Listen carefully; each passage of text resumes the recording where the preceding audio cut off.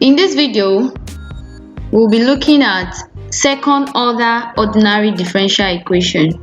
Before I continue, I would like you to subscribe to this YouTube channel and hit the notification bell to get updated for upcoming videos. The second order ordinary differential equation takes this general form.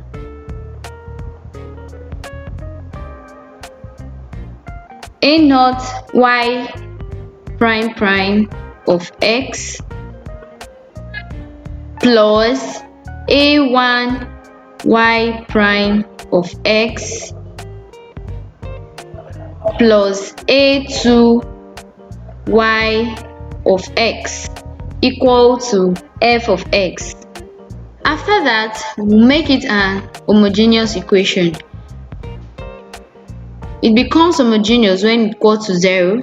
So we have a naught y prime prime of x plus a1 y prime of x plus a2 y of x equal to 0. After this, we assume our complementary equation. We assume it to be, and the complementary equation is usually represented as yc of x. We assume it to be exponential kx, where k is a constant. Hence, since we know that our y of c is equal to exponential kx, we have to look for y prime of x. Also have to look for y prime prime of x. And when we do so, our y prime of x, you have your c, will be equal to, when we differentiate this, we have it to be k exponential kx. We also have to look for y prime prime c of x, and when we do so, we have it to be k square exponential kx. Having gotten this, we'll have to go back to the general equation and substitute what we have.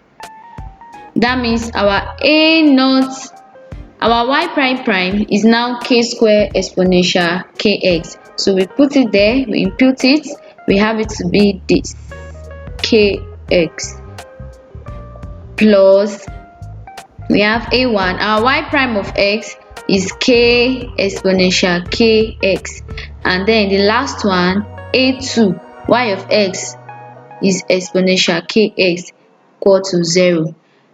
Exponential ks is common. We bring exponential ks out.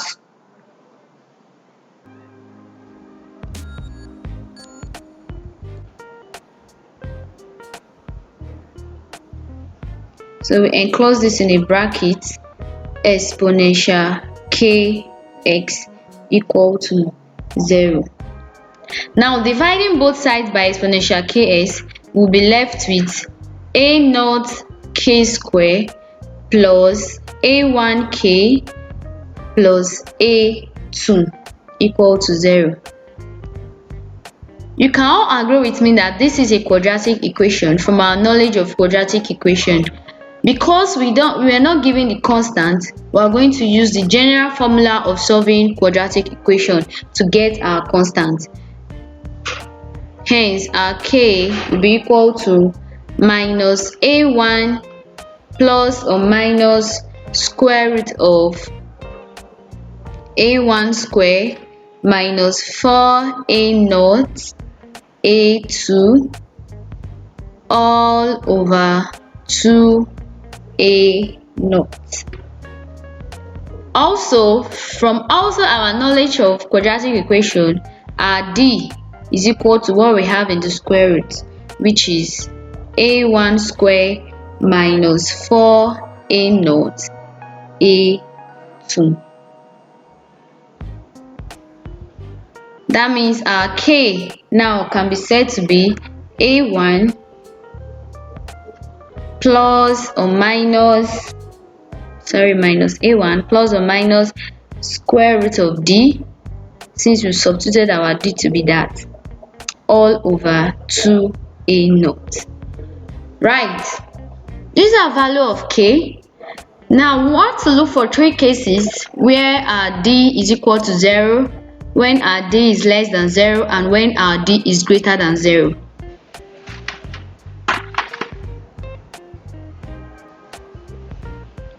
Okay, so we know that our k, generally our k is negative minus a1 square root plus or minus of d all over 2a0.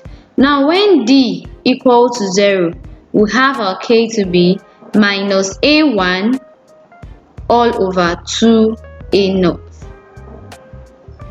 Now when we have our value of k to be the same, or let's say this is twice, we are going to solve examples and you will get it clearer.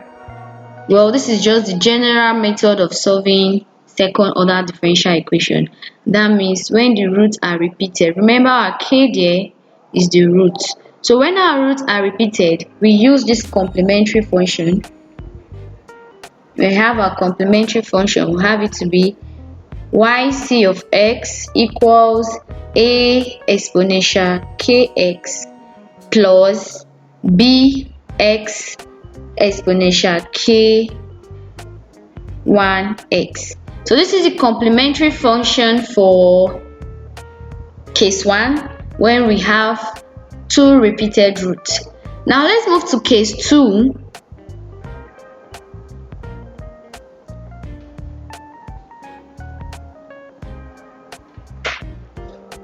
So for the case 2, that's when d is greater than 0. We call this real and distinctive roots. When the roots are real and distinct. That means when we have 2 different values of k, they are not the same. For example, let's say our first root is negative a1 over 2a0 plus, remember our d is not equal to 0 this time, so we have it to be like this. And the second root, we have negative a1 over 2a0 minus square root of d over 2a0. So we can also simplify this further just to remove the fraction to make it whole numbers. We have it to be this way, a plus w. Now when the roots are different, when they are real and distinct, we have a complementary function to be yc of x equal to a exponential, the first root is this, so we have a minus wx, okay, plus b exponential minus a plus w x. So if you like, you can simplify it further by bringing out exponential minus a. So when we factorize out our exponential minus ax, we have it to be, now from the idea of exponents, expansion of exponentials, when we expand exponentials, we have something like this. Our a is left, and when we expand exponential minus omega x, we have it to be cos omega x minus sine omega x plus b cos omega x plus sine omega x. We close the bracket. Okay, continuing the expansion, we want to open the bracket. We have a cos omega x minus a sine omega x plus b cos omega x plus b sine omega x. So we want to bring like terms together. The ones that have cos, we bring them together. The ones that have sine, we bring them together. And doing so, we have it to be a cos omega x plus b cos omega x B sine omega x minus A sine omega x. Okay, and doing our last factorizing, we'll be left with this. Because omega x is common, we have to bring it out just to factorize it. Plus B minus A sine omega x, close the bracket. Now just to simplify it further, we can say our A plus B, we can make it to be A prime cos omega x, then our B minus A, we can make it to be B prime sine omega x. So this is our complementary value or complementary equation when the roots are real and distinct, when they are different, when they are not the same.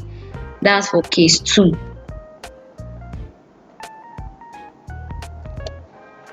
Now for case 3, when the roots are complex numbers, case 3, that is our D is less than 0 and our roots are complex numbers. So when our roots are complex numbers, remember, I hope you know what complex numbers are. When we are having the square root of negative numbers, they are totally complex. So let's say our K1 is equal to negative A1 plus I square root of D all over 2A naught, and our K2 is minus A1 negative I square root of D all over 2A naught. So this is when our roots are complex. We have the complementary equation to be exponential minus AX A cos omega x plus B sine omega x. Thank you for watching this video. Please do not forget to subscribe to this YouTube channel and hit the notification bell to get notified for upcoming videos.